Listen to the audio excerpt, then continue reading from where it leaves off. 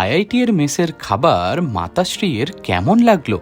সেমিস্টারের অন্তিম এক্সামটা দিয়ে রেডি হয়ে বেরিয়ে পড়লাম মাতাশ্রীকে স্টেশন থেকে পিক করার জন্য। 1 ঘন্টা বাসে জার্নি করে যখন হরিদ্বার পৌঁছালাম, সন্ধে নামবে করছে, আর স্টেশনটাও দেখি গোল্ডেন আওয়ারে চমৎকার লাগছে। 3 ঘন্টা অপেক্ষার পর ট্রেন অবশেষে এলো, আর সাথে নিয়ে এলো একগাল চওড়া হাসি।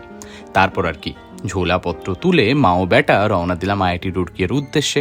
বেশ দেরি হয়ে গেছিল, তাই জন্য ডিরেক্ট চলে এলাম মেসেতে ডিনারটা করার জন্য। সমস্ত কিছু একটা প্লেটে সাজিয়ে হাজির করলাম মাতাশ্রীর সামনে, আর চেখে দেখে মাতাশ্রী অ্যাপ্রুভ দ্য টেস্ট। আমিও খেয়ে বুঝলাম যে না, চিকেনটা আজকে বেশ ভালোই বানিয়েছে।